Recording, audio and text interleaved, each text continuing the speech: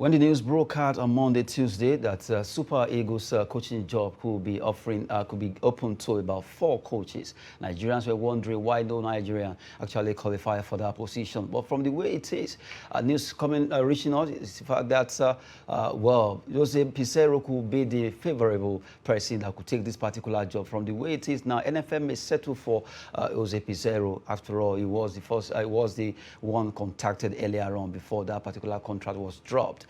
We are going to be looking at that particular first story on the show 360 Sport on Trust TV. I am Adeni Ajishafe.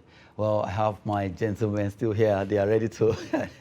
Ibrahim Yusuf, good to have you. Nice to be here. And for Naziru Jamajo, that's nice. Good to have you too. Thank you very much. Okay, let's start with the story I just highlighted, talking about Eagles coaching job.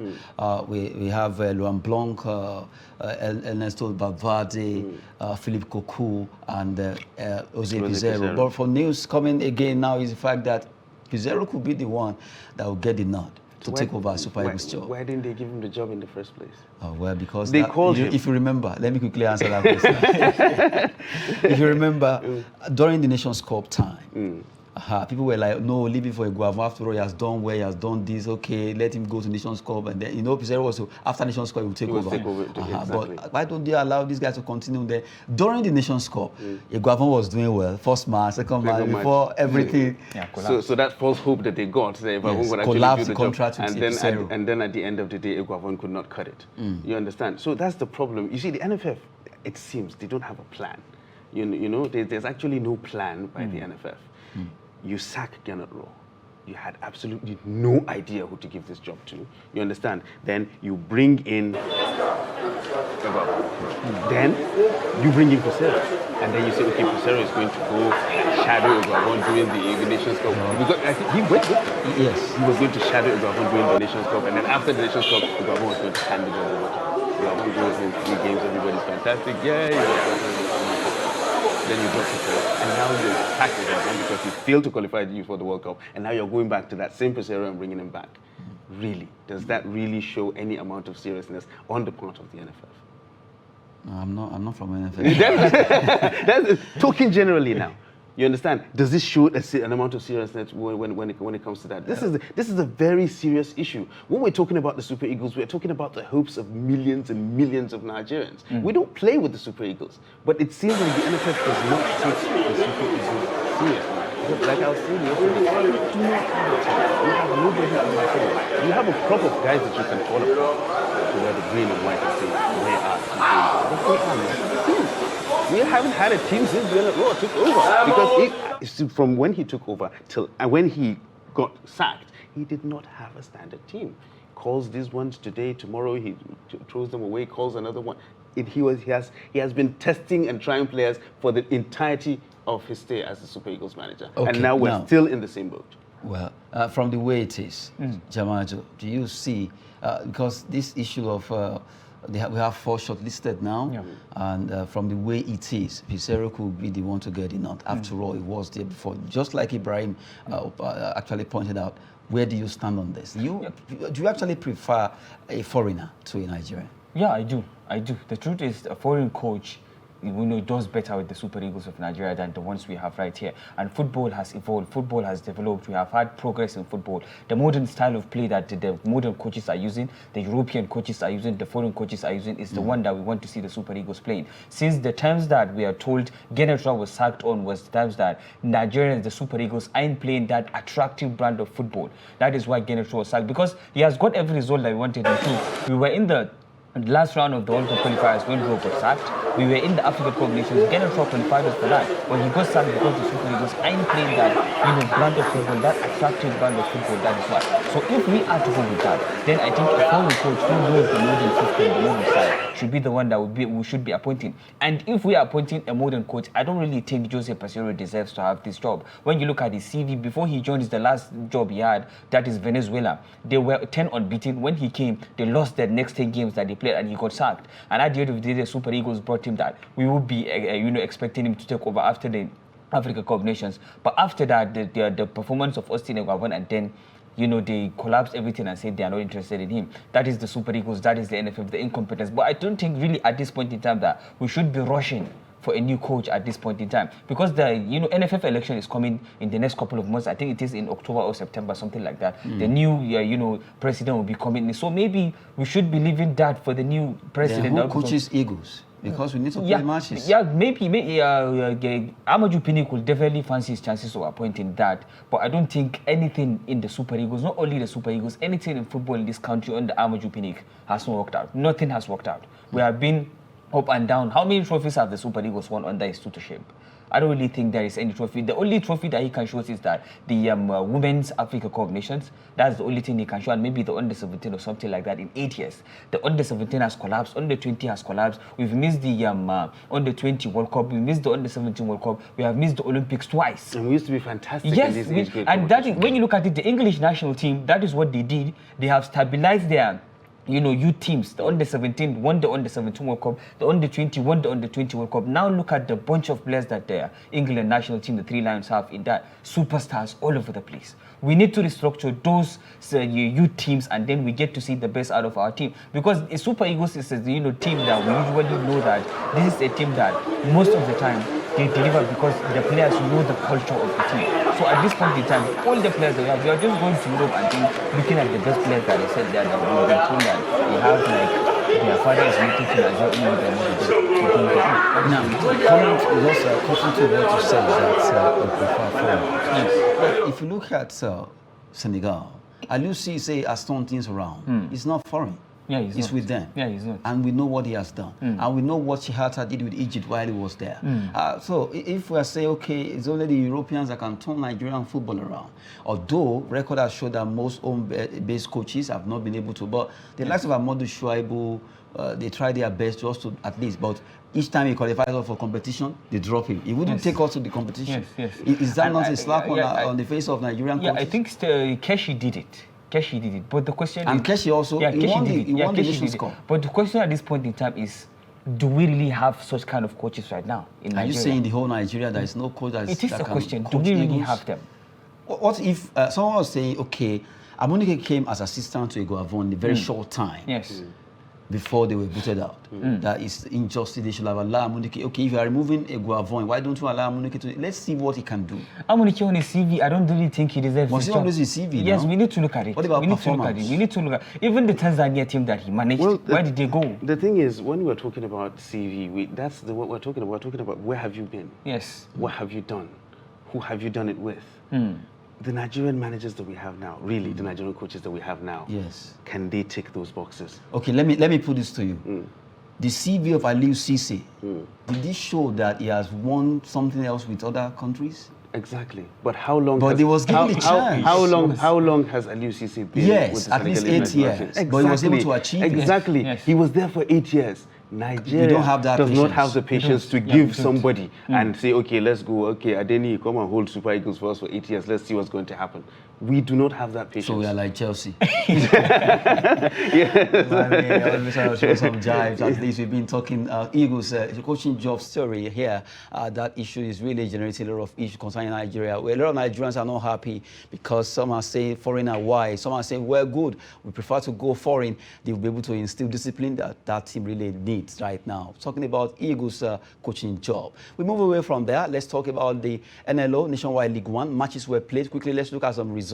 Well, so many results here. We have about 140 teams, so you just have to pick little from it. Karofri Tigers 2, Jedo Academy 2, Maikunkele FC 2, and you have TSM actually doing 2-1 there. Basira FC lost at home against Malvern FC 2-3. You have Flight FC winning against Supreme Court by 3-0. What happened to Supreme Court there? You have Delos FC 1-1 against Vet Rovers, Wiki Feeders 3, Wunti FC 2, Gombe Warriors 3, Ashana FC, they actually scored 1 to make it 3-1. Kano Pillars Junior 1, they pipped Kano Stars 1-0 there. Misao United 1, Mighty Jet Feeders, that should be from Plateau. They won, they lost that game by a lone goal. Those are the results coming from the Nationwide League 1 Match Day 5 result. Those matches were played. That was on Wednesday. Now, if you look at from the way it is, I love the fact that we're talking the third tier now, the third tier League of Nigeria. Let's look at the fixtures for today. Right now, they are ongoing as we speak. Let's look at those fixtures. SGF FC Athletic Sports versus Ogbomoso United, Abre Sport versus Oliki Cement FC, Leopard FC versus One Power, Udala FC, Busdo, Hansard, Joseph FC, and you have Koloma United versus Dynamite Force, Police Machine versus Oyinbe FC of Lafia, Niger Tornadoes Feeders, they play against Seed of God, and you have Bakuri FC against Funtua Sharks, and you have FC Yamalite versus Flash Flamingos. If you follow Nigerian League, Flash Flamingos ring bell. Yes, Flash Flamingos, back in the days. Yes, back Flash in the Flamingos. days. Yeah. That's a name that ring bell, a big name then. In Yeah, football. it was massive. That was back when the Nigerian League actually business allowance of Boko, when those names were ringing. You had Leventis United, you had teams like Iwanya National, Stationary you have stores. Stationary stores. Oh, you have goodness. when Shooting Stars were Shooting Stars, when they were still Off-suiting. off-suiting. Back then, you had Ranch Bees, the Abiola Babes. That was when the league, it's So exciting. Absolutely fantastic. Very because we exciting. Nobody even cared much about foreign football. No, not really, because you didn't even have access to it. Yes. Back in the days, many people have TV exactly as back then. 80s? So you had to go to the stadium, watch these matches live, and get the feeling. And you understand, back then we had lots of private ownership of Majority clubs. of them They are were owned. They private were owned. all privately owned by individuals and corporations and what. Now what do we have? It has regressed. You understand? And mostly it's owned by state governments. And it's the state government that is willing to spend more on their team. Those are the ones that actually win. So we hope, we wish that things could actually get back to the way they used to be. Now, going back to the fixtures that we just, let's look at the fixture again as we talk about these matches. You see, Yamalite FC, their name also ring bell. I don't know what happened. I think that team seems to play good football, but they'll be facing Flash Flamingos. Funtua Sharks, they will be playing against Bakuri FC. Niger Tornadoes Feeders against Seed of God. Bakuri FC, maybe Bakuri is from Adamawa. No, Bakuri is Katsina. Katsina Yeah, State. so I think that's a local derby. A local derby from Funtua versus Bakuri FC. Exactly. In Katsina. That is actually a derby. A good one there. And you have, if you look at Busdo FC, another team, that their name also rings the bell, yeah. Busdo United, rather, facing Udala FC. These are matches, Ogbomoso United. When you look at this name, you feel Nigerian. You feel homely. Yes, exactly, because I think they're the third tier, so they are closer to the people. That is more grassroots. More grassroots football. Yes, exactly. Yeah, but yes, the teams are really trying to make sure that they make it into the second tier and maybe play in the NPFL. So thank God we can't be able to see our teams right there in the third tier performing, and they can't be able to give us glimpses of what happened in the past years and the glory years, talking of the NPFL as well as the second tier and the third tier. So it's nice having such kind of leagues performing. And also I can see local teams, the likes of Miso United, as well as Wiki Feeders, Winter FC. Niger Tornadoes Feeders. These are teams that I all know them. I'm a man, I lived in Bauchi, so I know all these teams. I've witnessed them playing. It's nice seeing them, making it in the third tier of the Nigeria League. And hopefully, majority of them will be vying to see how they can get to NNL, at least from there to the MPFL, of course. But investments need to be made. That's all I keep saying. Yes. Investments need to be made. We need to invest in these teams. We need to build them. We need to build the league. We need to brand it well. We need to market it, sell it, get the required investment into our football. That is the only thing that is going to get us where we need to get. Okay, we've been looking at the Nigerian Nationwide League One, the total of our league. At least we have to talk about it. It's our own. No foreign station will take those stories. We just have to go more grassroots. And like Ibrahim said, investment is the key. We need to invest in sport, and also private ownership should be allowed more, just like the way it was in the 80s, 70s, 90s, where we have more privately owned club, where everything was run so perfectly, everything was going well. Well, if you can go back to that time, it would be nice to have Nigerian football back. Now let's go foreign. Let's look at matches will be coming up in Europa League and also Europa Conference. Let's start with the Europa League, where Atalanta versus RB Leipzig will be on. Barcelona, Eintracht Frankfurt, Lyon, West Ham, Rangers, Sporting Braga. Now let's stay with this. Atalanta, RB Leipzig, you have it. But almost all out of the 4 matches, they are standing on 1-1 aggregate. Yes. So from the way it is, Atalanta, Leipzig. if I'm to start, I don't want to. Atalanta Leipzig, if you look at this game, both teams, you can place them at, okay, it's going to be 50-50. Yes. They are both doing well in their league.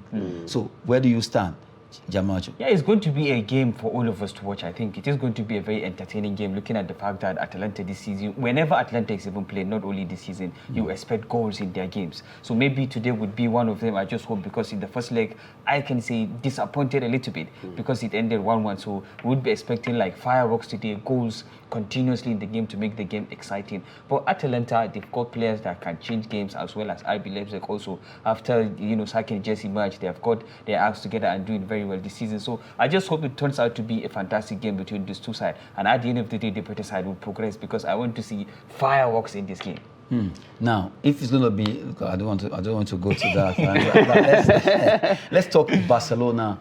Eintracht Frankfurt. It ended 1-1 draw in the first leg. Now the second leg is coming up at the new camp. Do you see Barcelona, because we know what Xavi has done since he moved to join that team?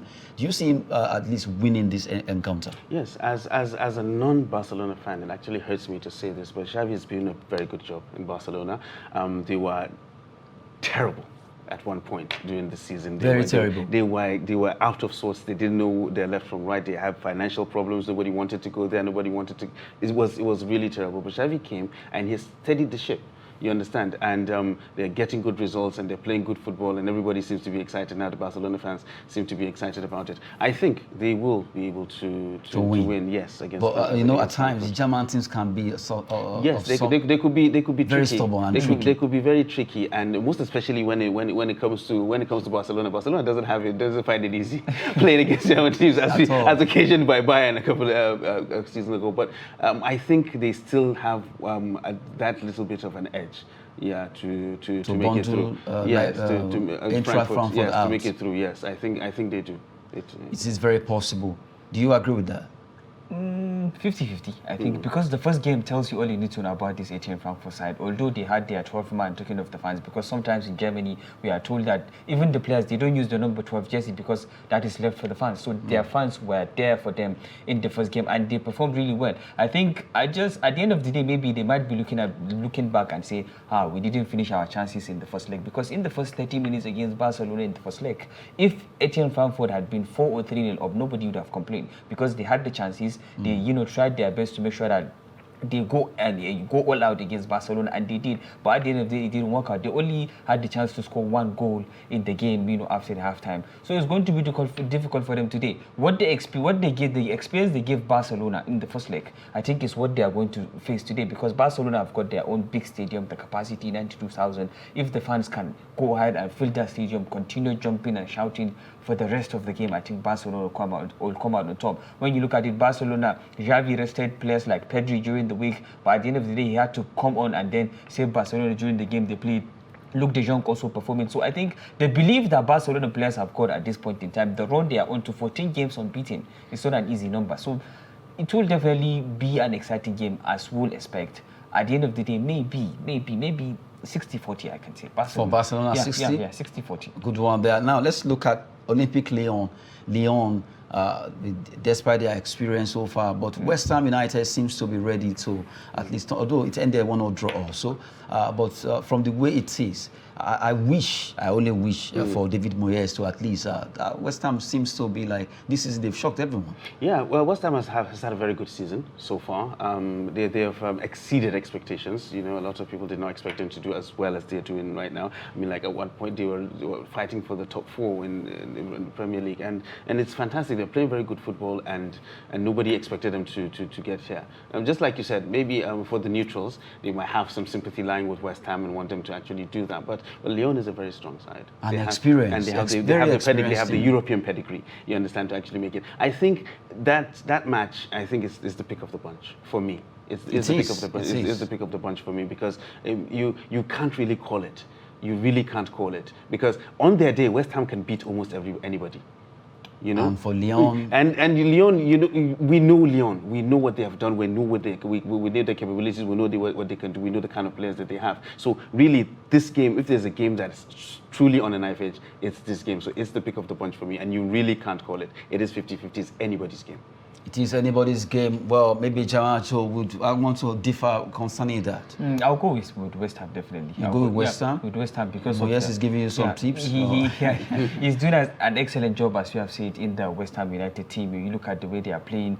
Declan Rice as well as Thomas Tuchel have built a fantastic partnership at the center of the park. Gerard Bowen scoring goals, and Ben Rahma off the bench anytime he scores. And in the first leg, they had a red card. They got a red card in the game, but at the end of the day, they seed out the game. And they were the ones who even scored first. They took the lead before Marseille came to equalize. They are traveling to France. It's going to be difficult, but at the end of the day, I expect West Ham United to go through to the next round because they are one of the favorites. Who says if Lyon can come to London and draw 1-1? Exactly. Exactly. So they can actually get a result as well. Definitely. It's very possible. We've been looking at the chance of all the team playing in the Europa League that will be happening live tonight. Well, Barcelona will have to up their game if they are to drop Eintracht Frankfurt. That game is going to be a big one. And also Lyon West Ham, another big match between the two. Well, for Lyon West Ham, that's a match a lot of people want to see. What will Moyes be doing against Lyon despite their experience? Then for Rangers Sporting Braga, so far Sporting Braga seems to be coasting home. Let's see what they can do. They out of the 4 matches now, they are the one leading with just a leg. But let's see, can Rangers turn things around over there in Scotland? Well, it all depends on which Rangers turn up. You understand? The when you look at Rangers this season, they have been patchy.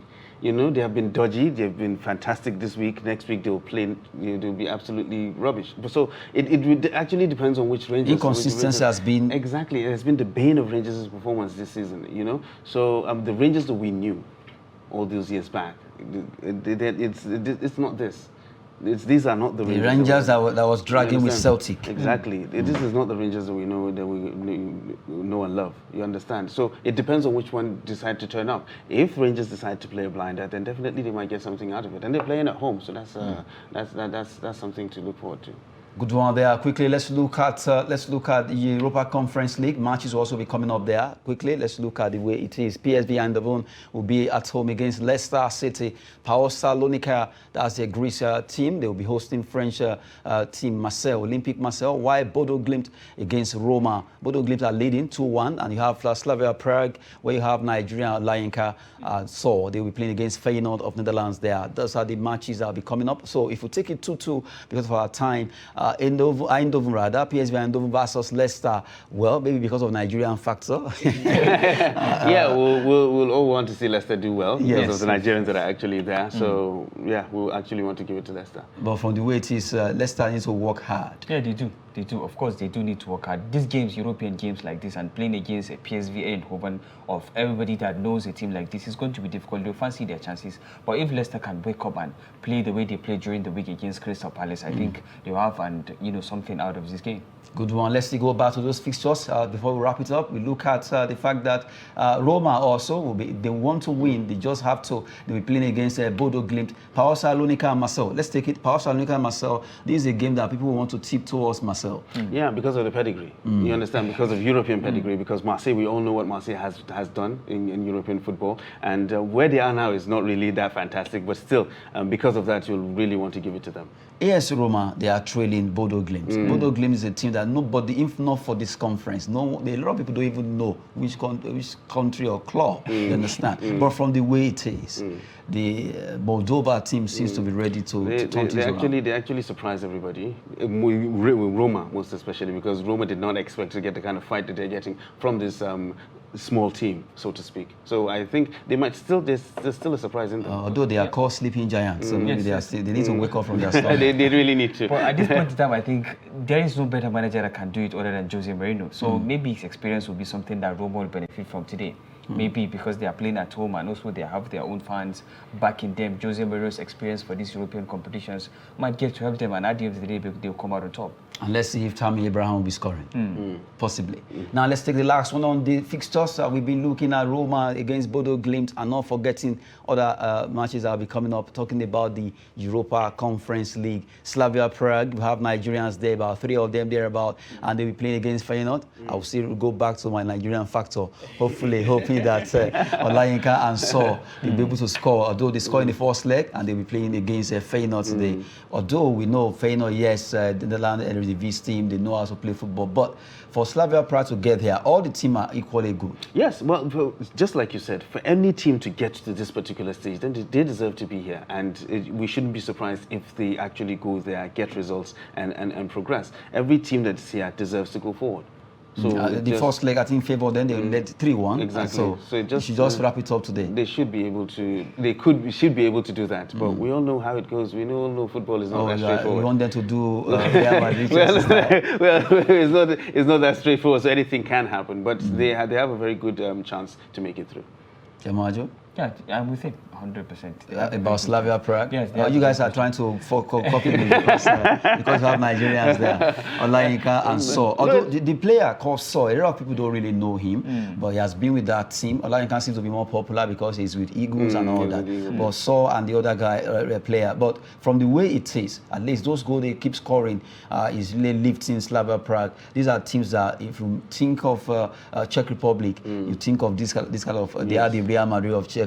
Exactly, because they've been there for a while. Exactly. So, but we wish them all the best as they prosecute these games. All the Nigerians that will be playing Leicester City, not forgetting Prague, Slavia Prague too. We have so many Nigerians there. We wish them all the best, and not forgetting Rangers too. Aribo, Balogun, they are there too. Although they are trailing Sporting Braga in their own match. We'll be looking at the fixtures that will be coming up tonight in the Europa League and also Europa Conference. Not forgetting the Nigerian Nationwide League One, the top tier of our league. Earlier on, we talked about Super Eagles coaching job.